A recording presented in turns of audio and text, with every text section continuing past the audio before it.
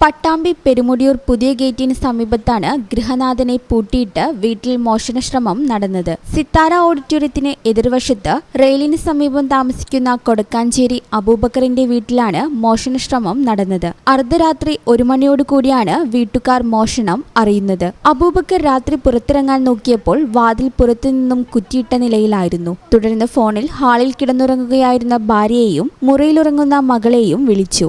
വീട്ടുകാർ വന്ന് വാതിൽ തുറന്ന് നടത്തിയ പരിശോധനയിലാണ് മോഷണ വിവരം അറിയുന്നത്. വീടിന്റെ അടുക്കള ഭാഗത്തെ ചുമരും കട്ടിളയും തകർത്താണ് മോഷ്ടാവ് അകത്തു കയറിയത്. വീടിനുള്ളിലെ അലമാര തുറന്ന നിലയിലായിരുന്നു. വിലപിടിപ്പുള്ളതൊന്നും നഷ്ടമായിട്ടില്ല എന്നാണ് വീട്ടുകാർ പറയുന്നത്. വിവരമറിഞ്ഞതിനെ തുടർന്ന് പട്ടാമ്പിയിൽ നിന്നും പോലീസ് സ്ഥലത്തെത്തി പരിശോധന നടത്തുകയും അന്വേഷണം ആരംഭിക്കുകയും ചെയ്തു.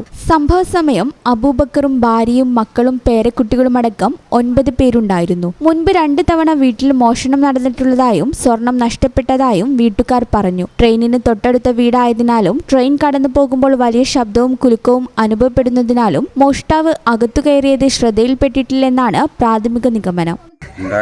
ഞാൻ വാല് മൂത്രമൊഴിക്കാൻ നീച്ചതാണ്. മൂത്രമൊഴിച്ചപ്പോൾ വാല് തുറന്നിട്ട് കണ്ടു. വാലിനെ അടച്ചിട്ടിരുന്നു. പെണ്ണുങ്ങളെ വിളിച്ച് വാല് തുറന്നിട്ട് ഞാൻ മൂത്രമൊഴിച്ച് പോകുമ്പോഴാണ് പിന്നെ വാലൊക്കെ തുറന്നിട്ടേ കണ്ടത്. അപ്പോഴാണ് ആള് കടന്നിക്കണെന്ന് മനസ്സിലായത്. പിന്നെ പിന്നീടത്തെ വായിൽ പോയി നോക്കുമ്പോൾ ചുമരും പൊളിച്ചിരിക്കണം, ജനലും പൊളിച്ചിരിക്കണം. ഈ channel news Pattambi. BSc optometry ഒരു പ്രൊഫഷണൽ കോഴ്സാണ്. ഇതൊരു പ്രാക്ടിക്കൽ ഓറിയന്റഡ് കോഴ്സും കൂടിയാണ്. ക്ലാസ്സിൽ പഠിക്കുന്നതിനേക്കാൾ ക്ലിനിക്കൽ എക്സ്പോഷർ കൂടുതൽ വേണ്ടൊരു മേഖലയും കൂടിയാണ്.